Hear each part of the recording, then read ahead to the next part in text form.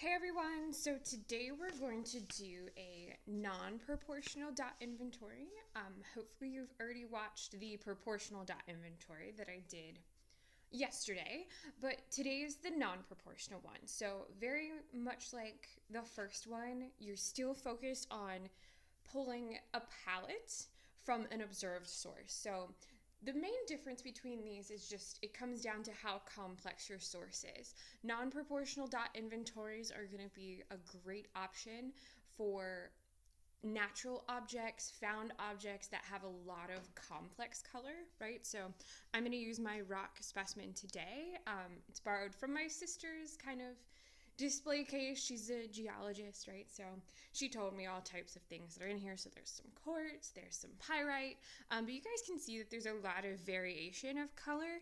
And when we're talking about variation of color, it's not always the hue source that's changing so much, but it's more the value or saturation, right? So how light or dark the color is, how intense the color is, and I still have a very decent range of all of those things, right? So I have oranges that are a little bit more prismatic, are they straight out of the tube like my red and yellow? No.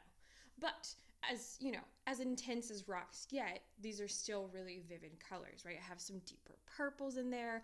I have a little bit like shinier purples. I have the reflectiveness of some of the materials in the rock.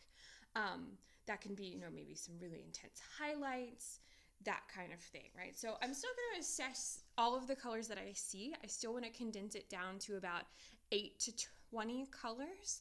8 is a good kind of like, it gets you enough information about what you see without being too oversimplified. And 20 is like, you're starting to push, the boundaries of doing all of the colors, right? Because I could be here for quite some time and find, new variations of each subtle color. And it also depends on how much light you have, the type of light source. If I hold my hand over it, things are going to appear a lot darker than when it has that direct above, artificial light, right? So what you see is constantly going to change depending on your settings, right? So I've got my nice round brush. With this dot inventory to be non-proportional, you don't paint proportional bars like the last one where, I think purple is maybe like an eighth of the color that's in there. This one, because it's so complex, would take you a lot longer to assess, the proportional quality. It's all about just kind of swatching the colors that you see in more of like a dot inventory motif, right? So I'm going to start with, a couple. I'm going to start with this kind of orange that I see. It's not so intense. I'm going to add a little bit of black and white to it to kind of mute it down. Get some of these nice, pretty colors. Despite this being a pretty natural source, it's still got a lot of color in it, right? So I always like, found objects, leaves work really great for this. This is one of the few orange colors that I see. It's a little bit more muted, right? So maybe more in here, right? So I've got this kind of nice, like golden yellow. And again, depending on how much, pure color that you add into each swatch, you're going to deal with some transparency of the paint, and that's okay. I'm going to kind of pump up a little bit darker of a version to get that really kind of iron-esque color. Iron-esque is such a nice word. Remember, because you're not also doing proportional swatches, you don't have to add as much paint, right? This might go a little quicker for some of you.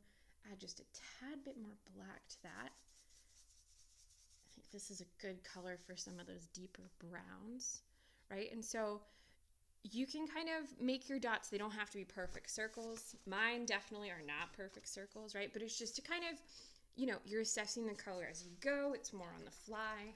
And again, 8 to 20 is a solid range, because if you start adding too many colors, if you're going, for 30, 40, this can be a kind of therapeutic process, right? So some of you might like choose that route to kind of continue on, but you'll notice that a lot of the colors are just subtle shifts in value or saturation of like a color that's easy to kind of shift on your own, right? So I've got 3 good ranges of kind of hue shifts, but also value and saturation shifts is some of the things that I see.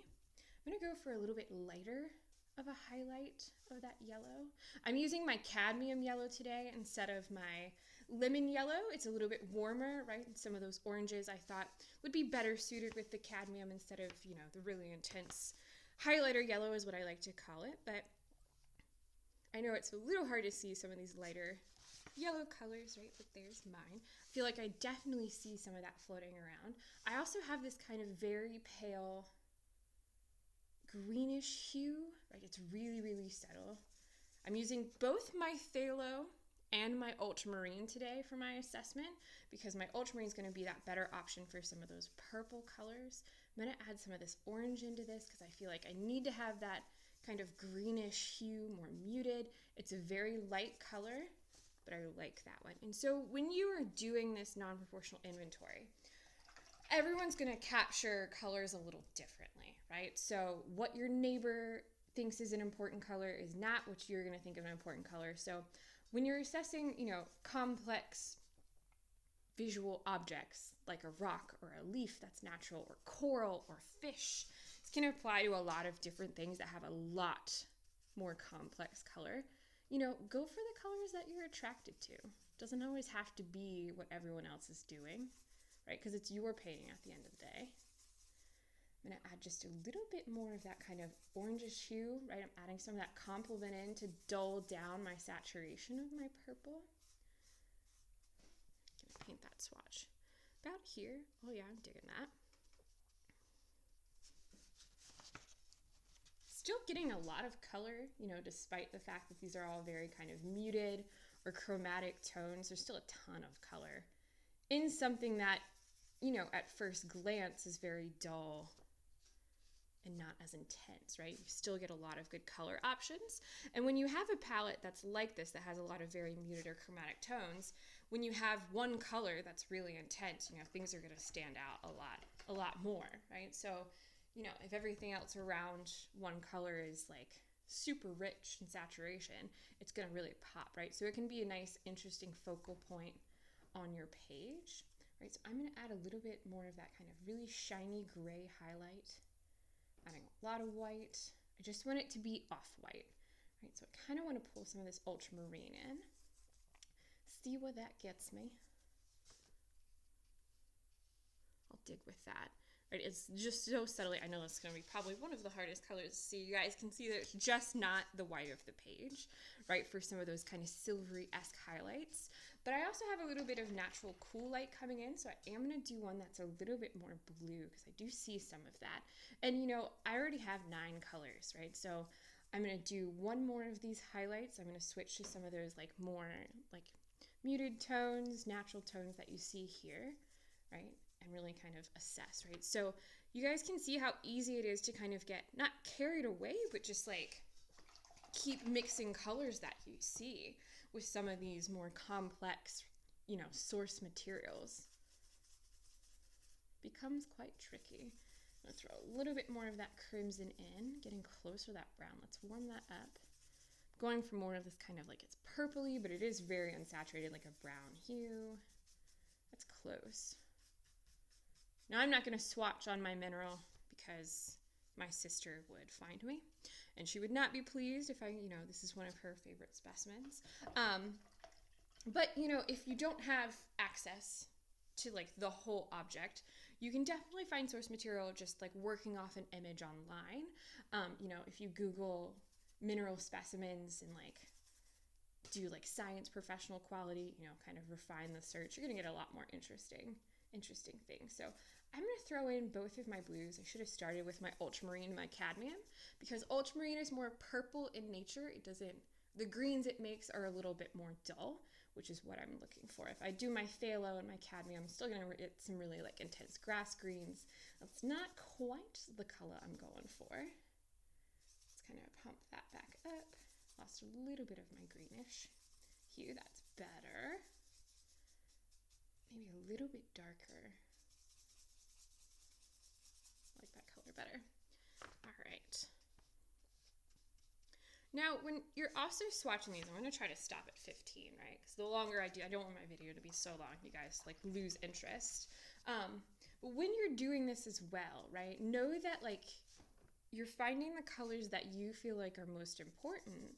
And then if you feel you're you still have your visual resource, and if you didn't do a swatch of it, you're maybe I should push this a little bit darker in value, or maybe I'll just, I need to adjust this.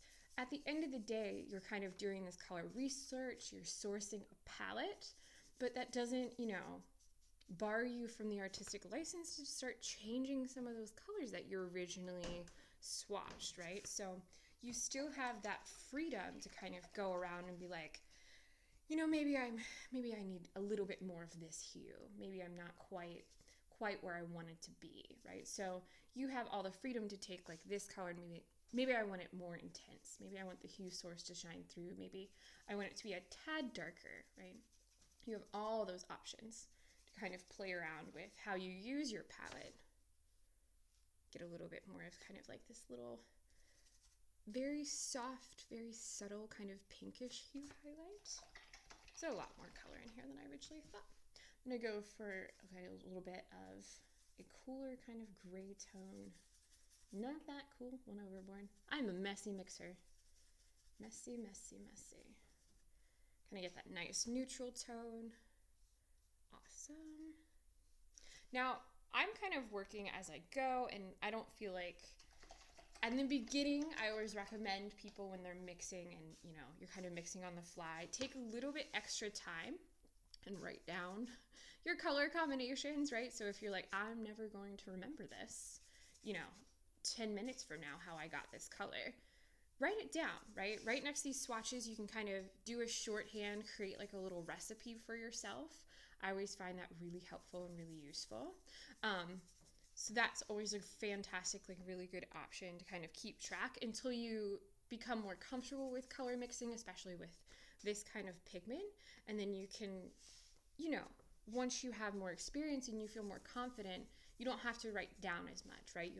You'll understand more like the inherent value of color and like which red or which yellow you need, and you can kind of go a little bit at a time, kind of like what I'm doing, where you're just more mixing and just like, it's more intuitive. The longer you color mix, the more intuitive it'll become for you to kind of work through some of this, right? So I'm going to do one more highlight. I lied. I said I was going to do 15, but 16 seems like such a more pleasing number.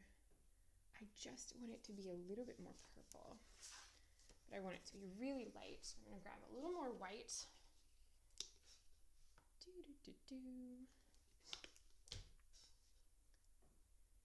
Remember, I'm using acrylic paint, but you could do something like this with any kind of drawing, painting material. It doesn't have to be paint. All right, let's see if this is different. Ooh, yes. That's more of the kind of reflective highlight I need. I'm going to do one more dark color. You guys can see that this can become really kind of fun, a fun thing to do, especially on like, you've watched all the shows you could possibly watch, or you're just needing to do something else with your time. We all have quite a bit of time on our hands right now. This is a great option to kind of get your brain to think about something else and still feel very productive. All right, do that nice dark color.